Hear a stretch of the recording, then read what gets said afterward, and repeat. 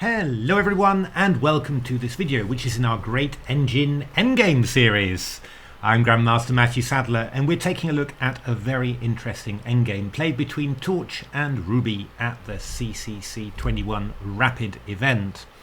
Funnily enough, I was watching this game as it happened, and I was a little surprised that Torch had managed to win. And actually, I got the same question from Dietrich Kapper, who's a viewer of this channel, and also he was always the guy who did the nets for Dragon. I believe he's doing the nets for Torch as well at the moment. And he asked, was this a Ruby blunder or did Torch extract water from a stone?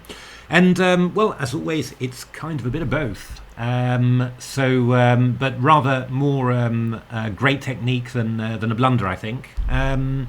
So what is actually happening in this position? So Torch as white is a pawn up. Not a great pawn. Well, I mean, there's a double pawn in the position, but the extra pawn itself, the D pawn, is quite nice. White's got a queenside pawn majority here. I mean, the big problem really for white is that black's queen is beautifully placed. It's protecting the two main weaknesses, and these two main weaknesses defend other pawns as well. So black's position is very harmonious, and in particular what you notice is that the exchange of queens for white is not really in many cases a very good way to proceed. For example, actually in this sort of position it would even be easy for white to lose if he's not careful. The black king's very active. We come into f5, we've got all sorts of threats of coming in here, g5 as well coming in. Very, very dangerous. Actually, for example, if you were just to proceed a bit incautiously with white and just wait around, after g5, the engines are even saying that this is winning for black. So exchange of queens isn't great, and when you sort of realize that, you understand that the only way that white is going to achieve anything at all is to get this king on h2 active. And how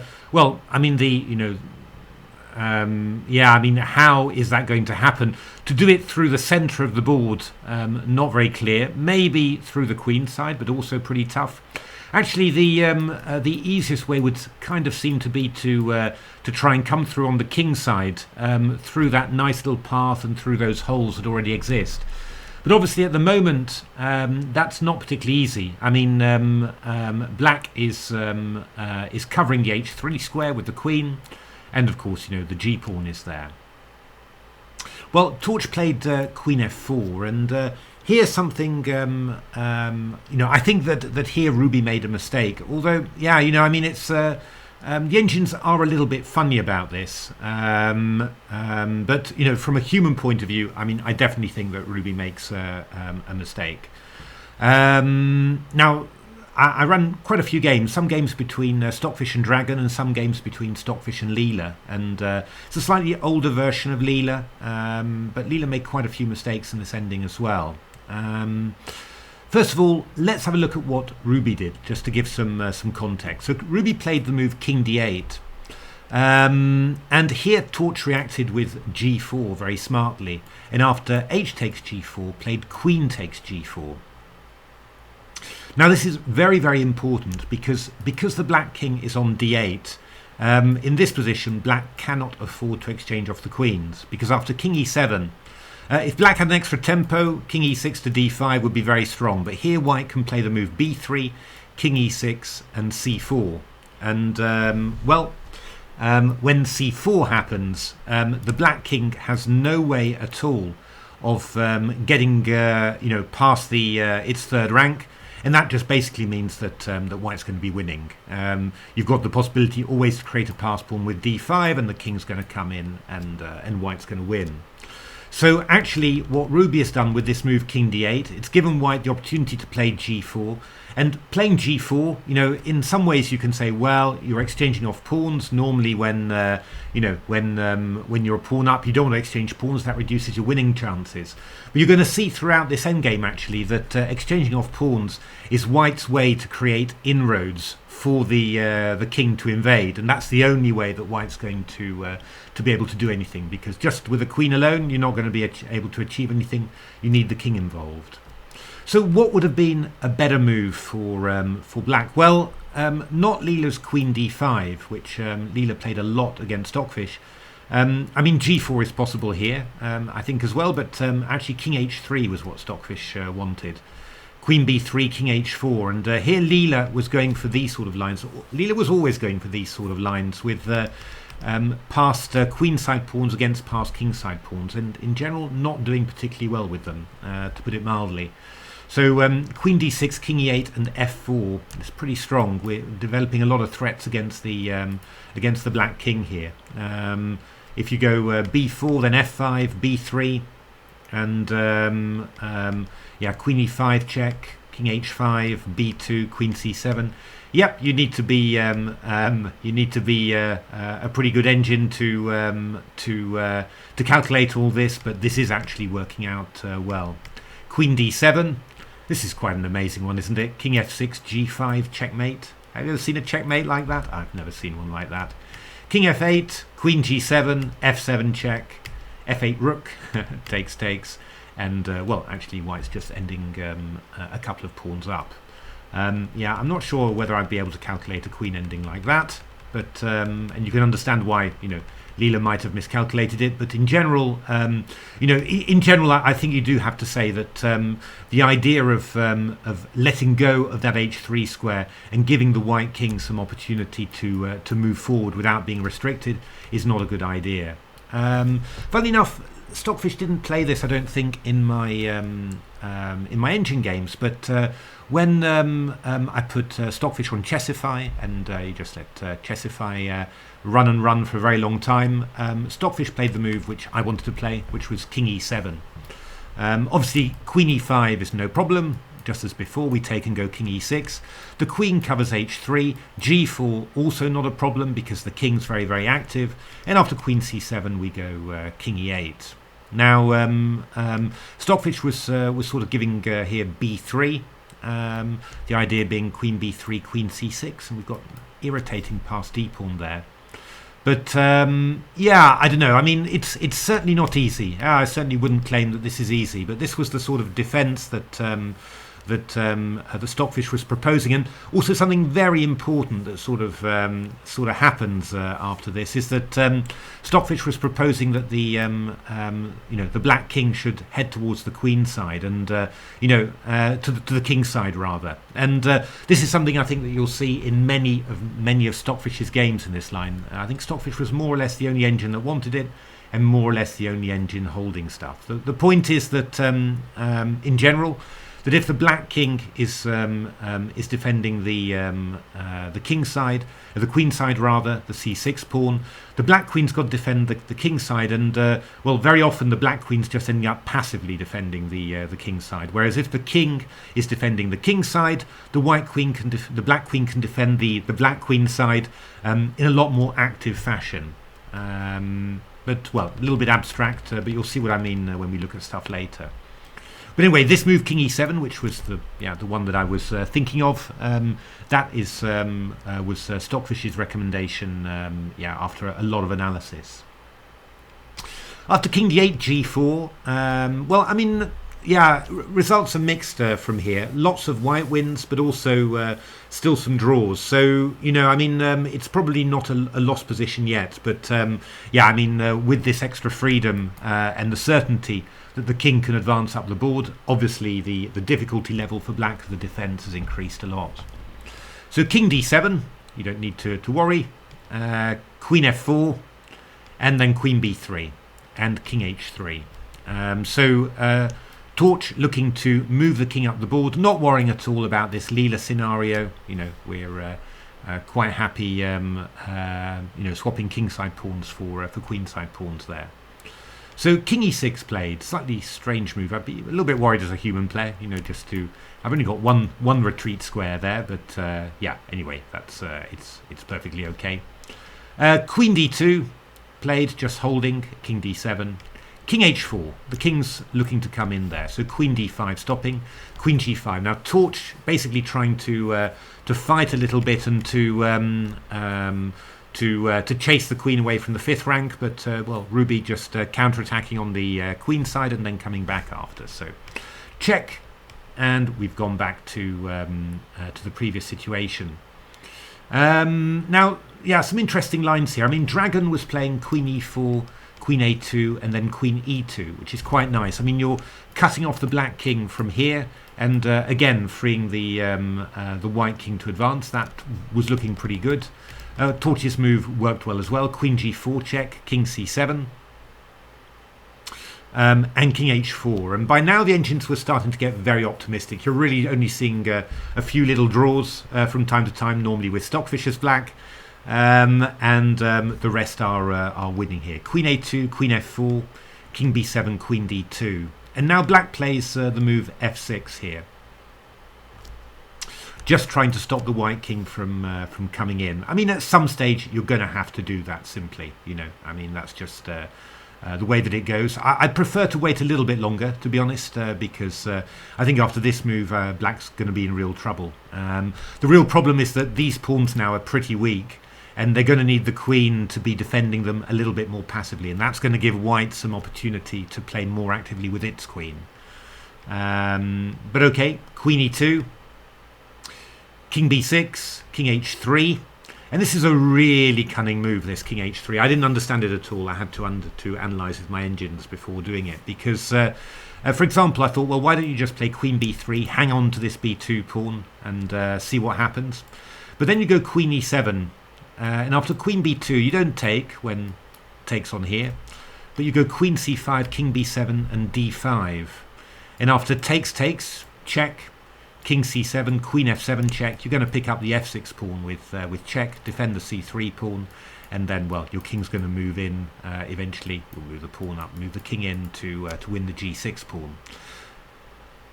This is a really common way of playing, actually, and you're going to see this later in the game as well, that white's exchanging off pawns to broaden the field, to give its own queen more power. And well, certainly commented in Silicon Road on this, that Stockfish's use of the queen has traditionally been it's one of its defining factors. And I said in Silicon Road, I was giving some position against Leela, actually, with queen against rook and bishop, and you just saw that Stockfish was opening up the opponent's king in order to be able to get lots of checks with geometric manoeuvres, and do things in an incredibly efficient way. And this is very, very similar, and you're going to see Torch doing this later in the game as well. So Queen F7 was played by Ruby, just to cover all these pawns. But now Queen E4, and well, we're attacking this pawn on G6, and we're keeping this queen rather passive. And yeah, I mean, what White's going to try and do now, White's going to try and come closer with its king, and also somehow create some entry points in this structure to get through. So King B7 from Ruby, G4, Queen H7, King G3, Queen C7, Queen F4, King E7, King F2, and yeah, it's getting a little bit tough for black to hold. If you play Queen E6, we'll go G5, takes, and we've got some holes in there. And well, we've also got control of the E5 square as well, and the king's going to try and come in. I'm not saying it's trivial, but I'm definitely saying that White's got real chances here. Ruby played the move G5, but now we get the move F4. And again, it seems really weird, in some ways, that you're exchanging off pawns. You always say, if I'm a pawn up, I should keep as many pawns on the board as possible, because the more pawns I exchange, the closer you get to a draw. But of course, there's a lot of queen and pawn endings against queen that are winning for White. So yeah, maybe for queen endings this doesn't quite apply. But as said, the important thing is to have open lines against the opponent's king, so that you've got plenty of opportunities to check, and do things with gain of tempo. So King B7, Queen F3, and now Queen D6, King E3, and the king's starting to look to move in. King B6, King E4. Queen E6 check, King F4, and well, having created all this space, got rid of the G6 pawn. If you go Queen D6, I'm going King F5, and you're not going to be able to keep this king away very soon. I'm just threatening to come in and take there. So King C7, Queen H3, King B7, Queen H7 check, queen c7, and yeah, I mean Torch doing a beautiful job here, really restricting this king, whilst keeping on attacking some rather sensitive areas. And well, yeah, I mean you're going to get into zugzwang soon, aren't you, as black? Queen d5, more or less the only sensible move to keep the king out of f5 and also defend c6. And now we do stuff with gain of tempo. Queen c8 check, king a7 and queen f5. So attacking the queen, attacking the pawn, king d6, queen e4, queen e7, king d3. And yeah, I mean we've got threats now like queen c5 check, for example. I mean it's not happening yet, but you could even imagine scenarios where you might give up a pawn like that just to take the remaining loose pawn with the white king there. So yeah, king b6 played, and now d5, and this was a move that shocked me, and well, I've explained why already, exchanging off pawns, but once you start looking at it and you understand, you say, yeah, but of course, this queen becomes much more powerful, all sorts of checks and checks to swap off the queens by force, and of course you're also, after c takes d5, queen takes d5, you're also creating this target on b5. Now you've got two loose pawns to attack here. And yeah, I mean, for example, if you go queen h7 check, for example, I play the move b4, and then, yeah, I'm going to really start moving in. It's going to be very hard to keep this pawn. King c7, queen f4, king d7, queen f5 check. Yeah, if you go king c6, now I go queen c5 check and pick up the pawn. It's just, yeah, it was stockfish against dragon. So, yeah, I was surprised, I have to say, but yeah, once you look at a few lines and you understand a little bit more what's happening, yeah, it's pretty obvious what's actually happening there. So queen e1 check played, queen takes f6, all sorts of wins possible here. Got to be careful now if you do something like king d1, I go king e3. I think that's the move, isn't it? I think. And if queen d5, then I've got queen d4 check here. So Ruby kept on giving checks, but you always managed to escape. And after this move b4, well, white was just a couple of pawns up here, and well, no surprise, white's just easily winning here. The queen's actually defending everything that you need it to, and the king's just going to move in and support this pawn to queen. And 20 moves later, the game ended in mate. So yeah, I mean, what can you say in actual fact? Yeah, I mean, pretty tough, really, pretty tough. I do think that the first big mistake that Ruby made really was this move king d8, just allowing white to play g4 and free its king to advance. Yeah, I mean, I said that only stockfish was really managing to hold any positions against dragon as black here. I didn't actually show you a scenario where it managed to do this. Maybe I should just show you a game. I'm just having a little look to see some scenarios where it happened. It wasn't the best lines according to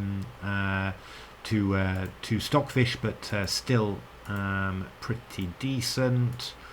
Just looking for it. Yeah, we were getting in these sort of positions, so just a little bit of moving around, and then stockfish was bringing its king round to the king side like this, and it's what I sort of meant, that the king is protecting these two pawns, and this queen is sort of actively protecting these the queen side somehow, and well, yeah, I mean, Leela was often playing the move c4, but yeah, somehow, there were always these threats of queen e1 checks when the queen moves away, of perpetuals and all that. Queen c3, g5, further restricting the white king. Somehow, stockfish was managing to hold this as black just by bringing the king over to the king side. So I definitely think that was the sort of defense that might have worked. With Ruby keeping the king over on the queen side, well, it makes it easier to bring the to try and bring the white king in.